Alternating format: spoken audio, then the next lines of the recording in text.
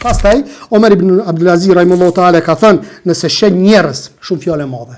Nëse shen njerëz duke biseduar mes vete, i shen një grup caktuar që po folin mes vete fshehur razi për një dispozit fetare. Pa u konsultuar me të tjerët, atëherë dije se ata janë duke mbjell humbjen dhe devimin. Feja jonë është e hapur vëllazëni.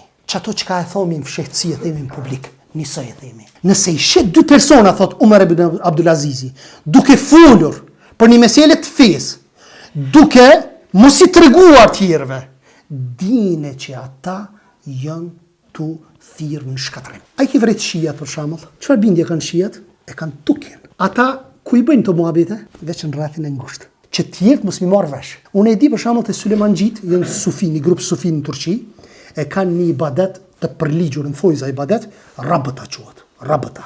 Çka është rabëta? Një lloj lidhje shpirti ti me shehin para 200 vjetë që ka vdekur. Disa bëjnë me fotografi, disa bëjnë pa fotografi.